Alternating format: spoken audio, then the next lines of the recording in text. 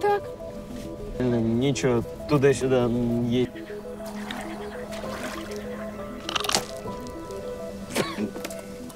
Film dimulai dengan seorang pria bernama Oleg. Saat ini Oleg sedang bertugas untuk menyelundupkan kaviar mahal sebanyak 1 ton. Tapi Oleg tidak mempertimbangkan perahunya yang hanya bisa menampung beban 600 kilo saja. Dengan kejadian inilah Oleg harus mengganti semua kerugian 1 ton kaviar tersebut.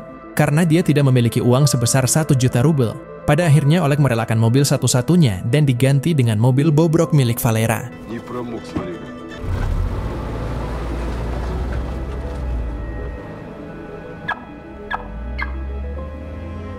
Esok harinya Oleg menemui Veta, pacarnya yang bekerja di sebuah bank. Dia berniat untuk meminjam uang namun Veta tidak bisa membantunya karena Oleg masih memiliki hutang di bank tersebut.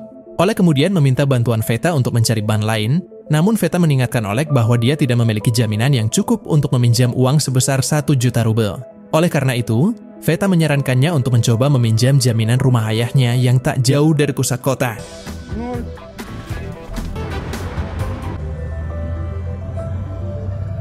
Keluarga ini terdiri dari ayah Veta yang bernama Boris dan istrinya, serta anak-anaknya bernama Sasha, Rita, dan Tolik. Selain mereka ada kakek mereka bernama Pavel, yang cita-citanya ingin cepat mati.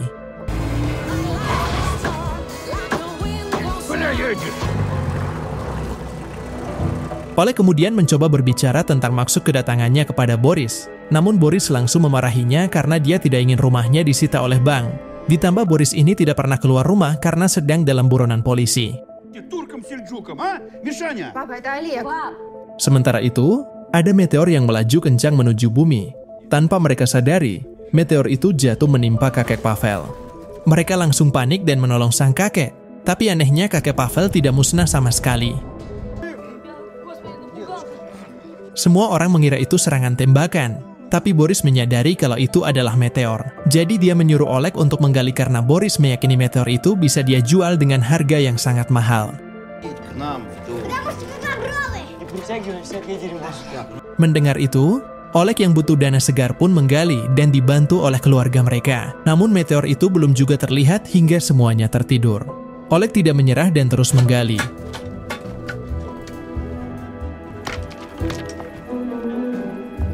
Sampai pagi harinya dia berhasil membawa bongkahan meteor itu. Oleg dipanggil oleh Pavel yang kondisinya semakin lemah. Melihat itu Oleg akan memanggil ambulan tapi Pavel menolaknya karena cita-citanya adalah ingin cepat mati, biar bisa bertemu dengan istrinya, dan akhirnya Pavel pun tewas.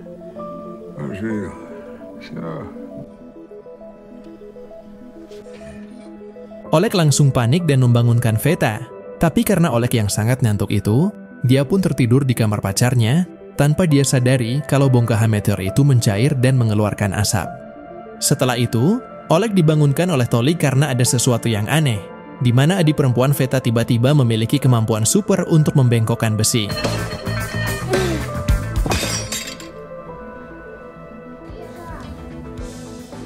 Mereka kira hanya Sasha, ternyata Rita juga memiliki kemampuan super.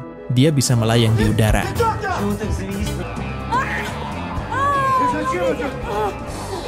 Kemudian, mereka dikagetkan kepada Veta yang muncul dengan separuh tubuhnya, dan Pavel yang hidup kembali.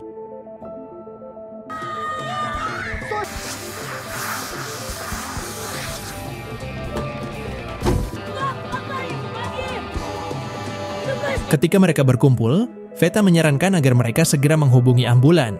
Dan ketika dia pergi untuk mengambil ponselnya, tiba-tiba kekuatan mereka menghilang, dan si kakek pun meninggal lagi. Ternyata, kekuatan mereka hanya akan aktif jika semua anggota keluarga berkumpul dalam jarak yang tidak terlalu berjauhan.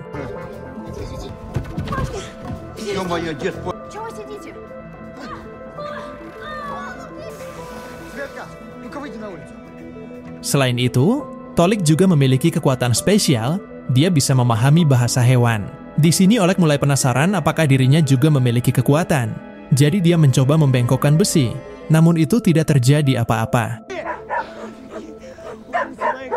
Esok harinya, Pavel yang bercita-cita ingin cepat mati pun mencoba untuk gantung diri.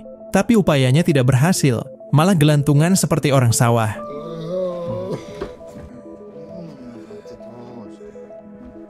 Sementara Boris tidak menyadari kalau dirinya juga punya kekuatan yang lebih gokil dari anak-anaknya. Dia baru sadar ketika mau berak di toilet.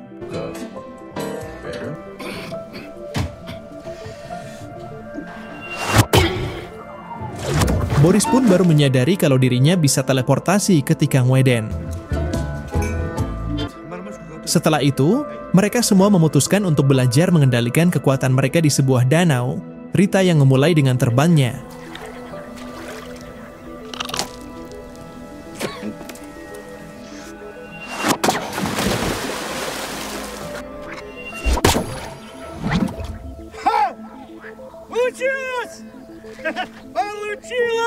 Ya itulah kekuatan mereka, yang bisa dibilang gak adil buat Oleg, di mana hanya dia sendirian yang tidak memiliki kekuatan super.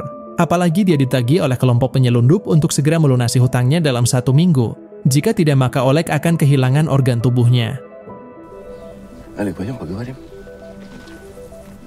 Pada malam harinya, Oleg terbangun karena ada sesuatu yang basah di selimutnya, dan langsung dia sadari kalau dirinya bisa mengeluarkan air dari jari telunjuknya. Walaupun kekuatan ini nggak begitu hebat seperti anggota keluarga lainnya. Hingga pada akhirnya, Oleg membuat ide kepada anggota keluarga yang lain dengan menggunakan kekuatan mereka untuk merampok uang di bank. Dengan ide brilian ini, mereka pun setuju dan langsung menuju ke kantor bank terdekat.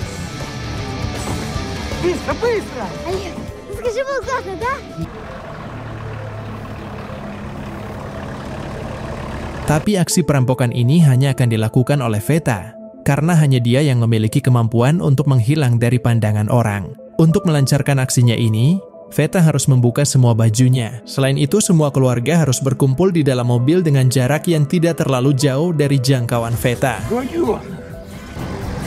Tapi sayangnya, ada salah satu petugas yang mengusir mereka karena Boris parkir mobil sembarangan. Awalnya Boris tidak mau memindahkan mobilnya. Apa boleh buat si petugas harus mendorong mobilnya dengan paksa. Yang pastinya, hal ini akan mengacaukan rencana mereka karena mobil mereka berada lebih jauh dari posisinya Veta.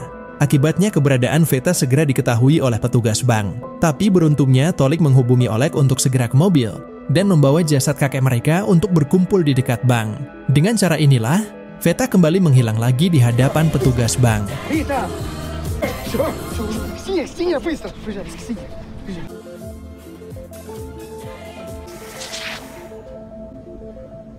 Что, охренели, что ли? Быстро в машину!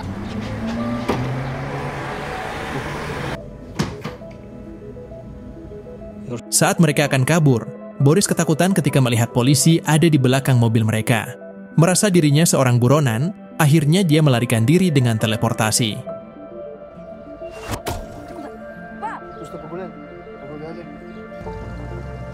Tapi sialnya, Boris menghubungi Oleg karena dirinya gak tahu sedang berada di mana. Yang ternyata, dia ada di dalam mobil petugas polisi tersebut. Pada akhirnya, Boris berhasil berteleportasi yang adegannya tidak ditayangkan.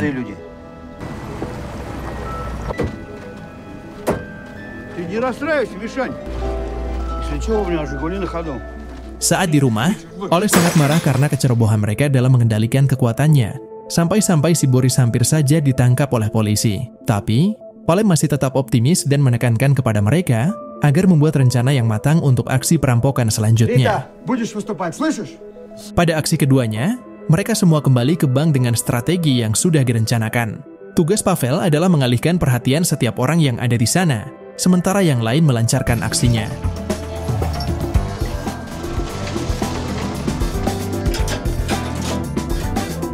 Salah satu dari mereka menjalankan tugas masing-masing. Rita terbang untuk memasang rantai sementara Sasha akan menariknya hingga jendelanya jebol. Boris pun langsung berteleportasi untuk mengambil berangkas uang dan Sasha melemparkannya melalui jendela yang dihancurkannya. Sementara Tolik, dia menyuruh sekelompok anjing untuk mengganggu seorang polisi. Dengan keberhasilan ini, mereka semua bahagia di pinggiran pantai. Akan tetapi, Pavel memilih untuk ditinggalkan di sana. Dia berharap bisa meninggal dengan tenang. Saat perjalanan, Oleg langsung membagikan uang tersebut kepada seluruh anggota keluarga.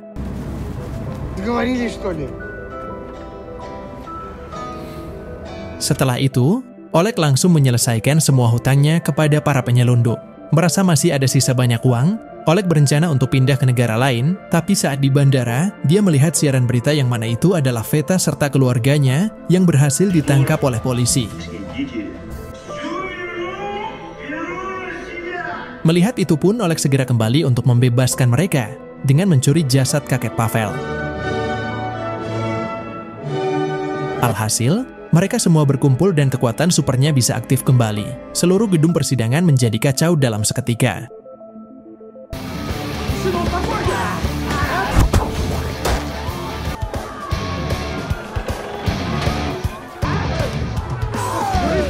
Mereka kabur menggunakan salah satu mobil polisi. Dan beruntungnya, semua polisi kewalahan mengejar mereka hingga akhirnya mereka pun lolos.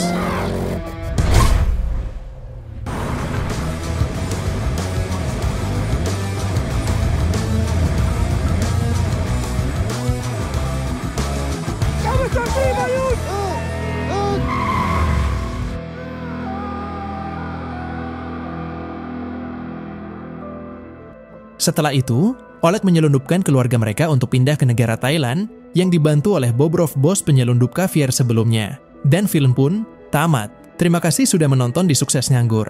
Jangan lupa subscribe, like, dan share ya geng. Sampai jumpa di video berikutnya.